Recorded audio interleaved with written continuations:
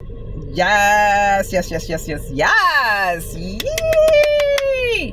Whoop, whoop. We on our purpose. Whoop, whoop. We on our purpose. Yay, y'all. So I'm just gonna share a couple like little 3 stories with you all to help me like really reflect upon my life, where I saw who the challenger was and who the winner is.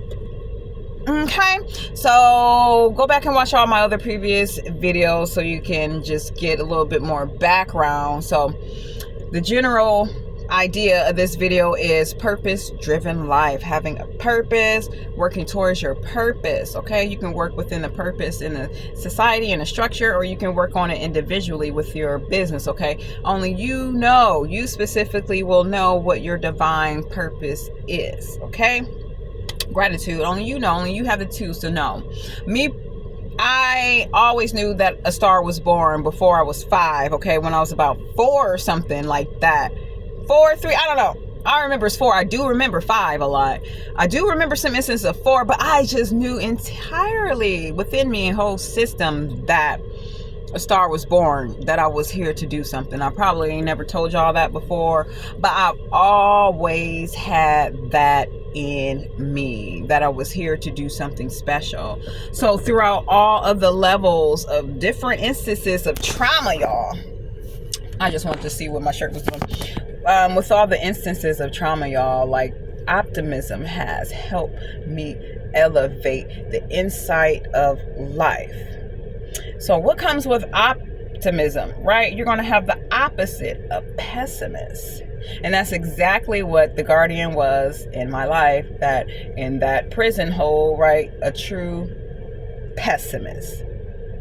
There was nothing outside, and I mean outside physically, and I mean spiritually too, or, or within in the home, that was glory, that was great, that was beautiful, that was loving, that was inviting. It was sheer pessimism. Now, like I said in my last video, it just comes from generations of unresolved issues, right? So basically, recently, you can even tell this person like, oh my God, it's like really nice outside, it's beautiful. And their response will be, it's gonna snow. Or, the leaves gonna start falling off the trees pretty soon.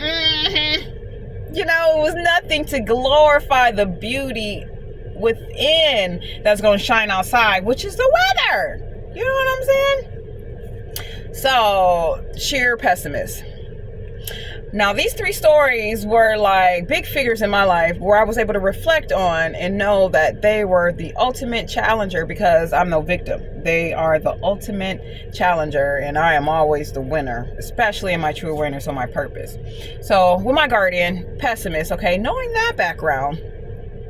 So y'all probably remember this. I'm not going to date myself, but remember when the Nutty Professor came out back in the day? You know what I'm saying? Back in the day, I had the DVD. Actually, our mom went and purchased the DVD, brand new,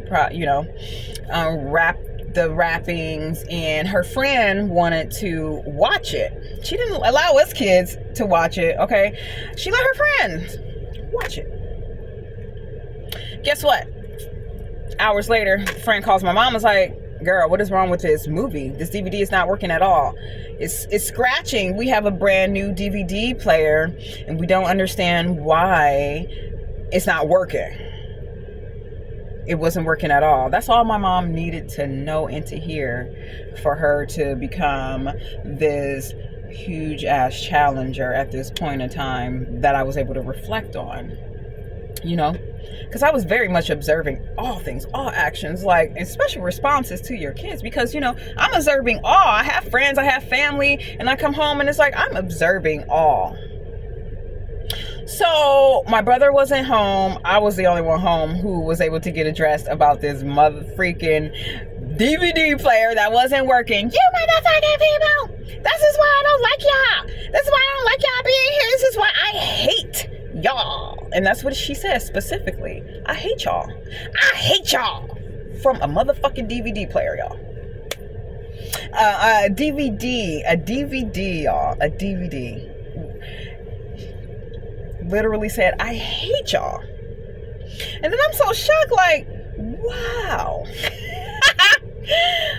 This was a feeling, but they actually said it. So I'm shocked, like, she probably thought that I was going to fight her. Now, most of my friends fought their parents. Some of my cousins fought their moms, but I wasn't the one. I was never the one to lower myself in any way to fight a parent or anyone. That is very low. Never. I'm just letting you know that. So she thought I was going to fight her. A demon thought I was going to fight her. So she got in my face like, what? What you gonna do? What you gonna do? What?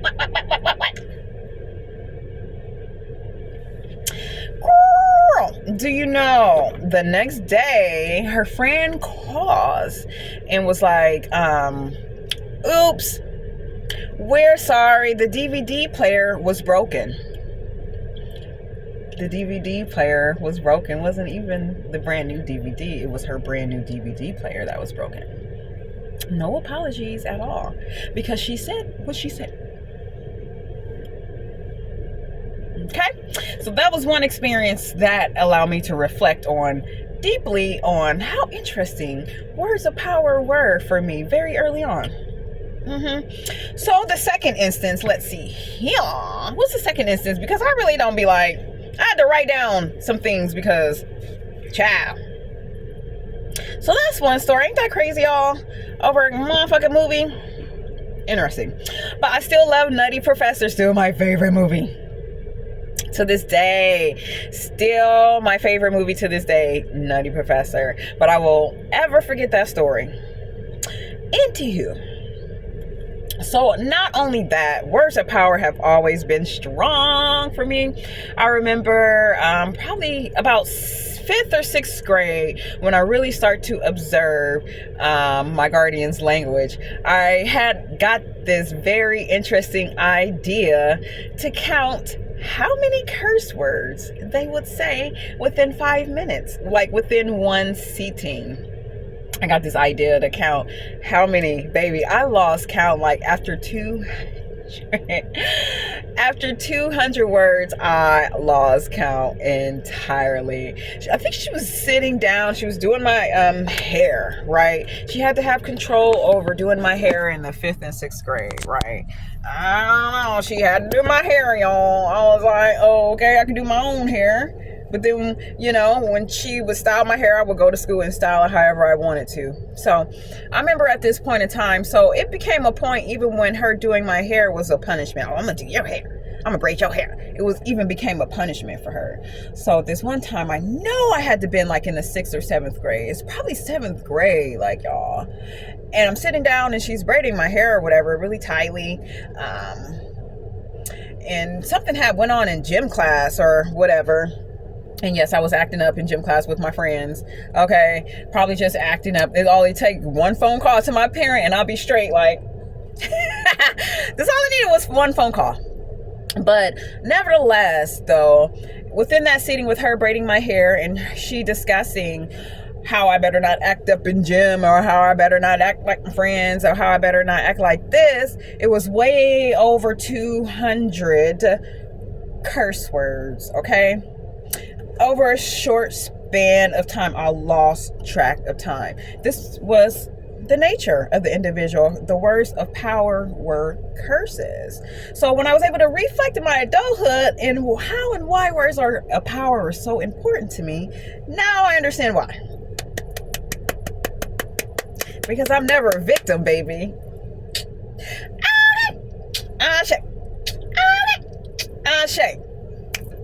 So, speaking of words of power, because this is another words of power.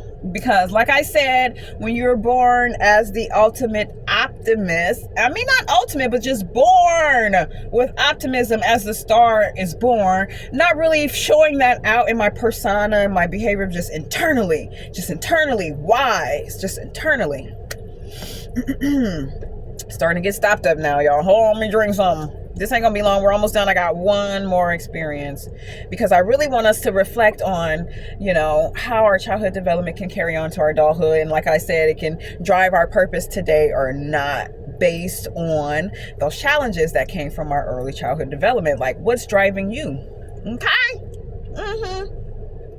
Exactly. So y'all, the last experience, but it still reflects words of power, you guys. And this is one that I see often. I'm gonna be quick. And what I heard often, especially with boys, black boys in our neighborhood, this is the same thing that my mom used to. I meant to say guardian.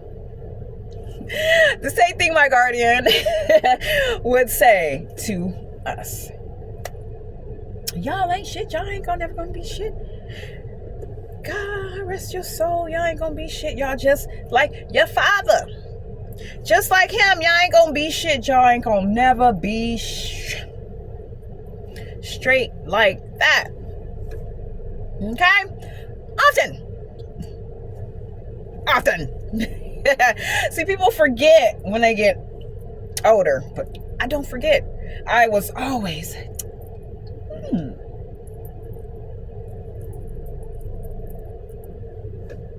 reflecting and observing. Not to say that it didn't injure me, obviously it did, but I was always like, and so I didn't get mad, so I didn't fight her, because that's probably the majority why kids fight their parents, is because how parents talk to their kids. Duh. Like, you be saying major fighting words toward your kids, and what do you expect? For them not to nut up on you or any of that? I just really couldn't lower myself in that way to do that, baby. No way. No way. I will allow savages to be savages. Shame. So that was another words of power that continue to like perpetuate. You ain't shit. You ain't gonna never be shit. Y'all ain't gonna never be shit. Y'all just like your dad. You know? So words of power are extremely important for me, honey. Very. Okay. Very important. I think all three of those were really good examples of how and why I became who and what I am, and why I was born with optimism. Baby, if I was born, okay, I do have fire immediately in my chart. Okay, let's not get it twisted. Okay. there's immediate fire in my chart. Let's not get it twisted. Okay. But the immediate fire that's really burning inside more clearly and more often is optimistic. Being optimistic. Being glory of the wills of thyself. Ashe, gratitude. Okay? So I hope y'all are in awareness of your purpose, okay, and how it's being driven today. Because it's not going to stop.